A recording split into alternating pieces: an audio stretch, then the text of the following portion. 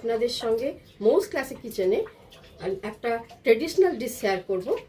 তার নাম হচ্ছে পালক পনির, যে খেতে খুবই টেস্টি এবং এর স্বাদ মুখে লেগে থাকবে।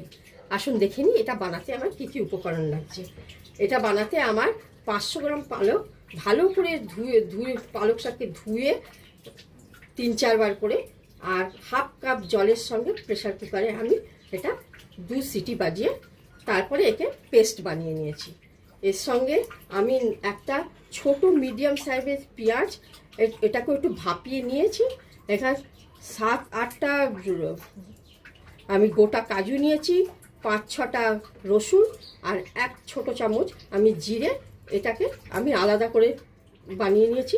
এখানে আমি নিয়েছি পনির কিউব করে কাটা, এখানে মাখন, আর এখানে হচ্ছে আপনি এখানে নিয়েছি ফ্রেশ ক্রিম, রিফাইন্ড অয়েল, ফোড়নের জন্য শুকনো লঙ্কা, তেজপাতা, জিরে, গোটা জিরে, নুন, হলুদ, এখানে কাসুরি মেথি, অল্প চিনি নিয়েছি, টমেটো পিউরি নিয়েছি। আসুন রান্নার দিকে এগোনো যাক। গ্যাস অন করে আমি একটা ফ্রাইং প্যান বসিয়ে নিয়েছি। ওখানে অল্প আমি রিফাইন্ড অয়েল নিলাম, একটা শুকনো লঙ্কা আমি এখানে দিয়ে দিলাম, নাড়িয়ে নিয়ে এর মধ্যে আমি কাজু,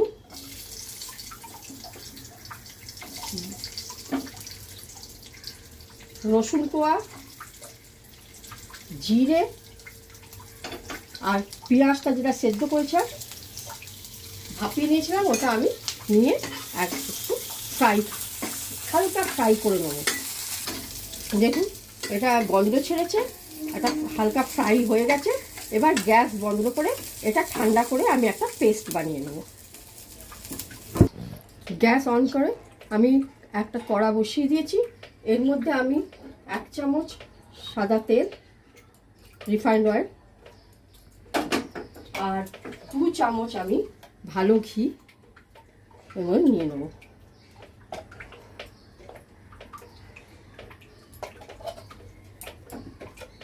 দিয়ে দেখুন এর মধ্যে আমি এই পনির কিউবগুলোকে হালকাভাবে ছেড়ে একটু শ্যালো ফ্রাই করে নেবো। খুব বেশি ফ্রাই হবে না, আপনি কাঁচাও দিতে পারেন, কিন্তু এটাতে টেস্টটা আরও ভালো হবে।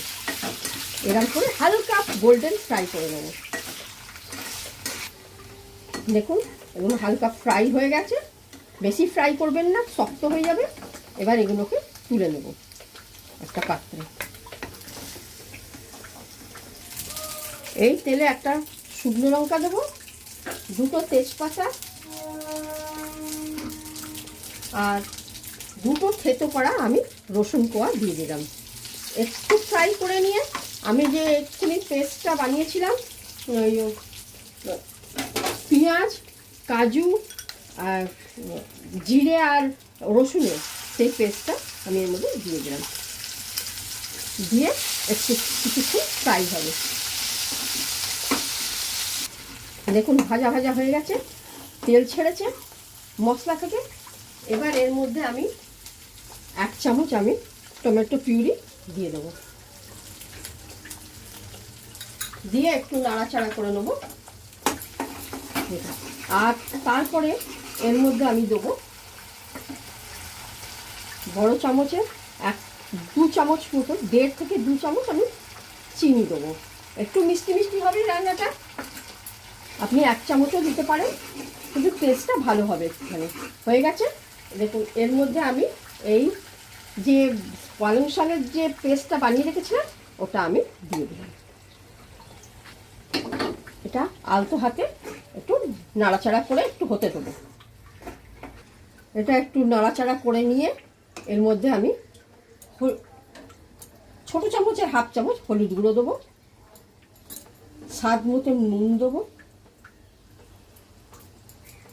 দিয়ে নাড়াচাড়া করে আবার কিছুক্ষণের জন্য চাপা দেবো, কেন এটা ছিটকে ছিটকে উঠতে পারে।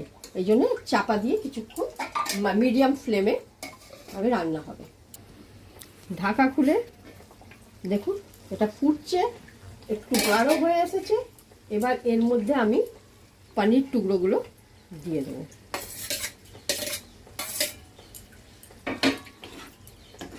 দিয়ে নাড়াচাড়া করে আবার একটু বন্ধ করব। এর মধ্যে প্রচুর পরিমাণে ক্যালসিয়াম, পটাশিয়াম, ম্যাগনেসিয়াম, ফসফরাস আছে, যেটা আপনার শরীরের ইমিউনিটি পাওয়ার বাড়াবে, হাড়গোড় শক্ত করবে এবং চুলের পক্ষেও খুব ভালো। এটা বাচ্চাদের বা বড়দের এই শীতকালে অতি অবশ্যই খাওয়াবেন। ঢাকা খুলে দেখুন, একটু নেড়ে নেবো। এটা হয়েই এসেছে, কড়ার ধার ছেড়ে দিচ্ছে। এবার এর মধ্যে আমি একটু বাটার কিউব দিয়ে দেবো, 25 গ্রামের মতন দিলেই হবে। আর দেব ফ্রেশ ক্রিম,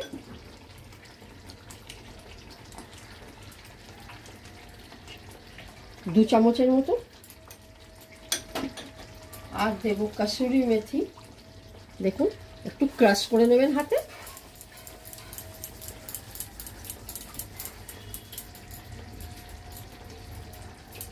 দিয়ে আমি গ্যাস অফ করে 2 মিনিট ঢাকা বন্ধ করে রাখবো, তারপরে সার্ভ করব।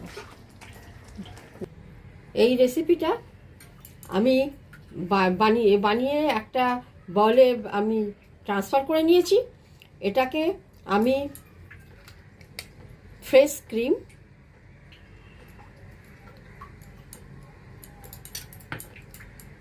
আর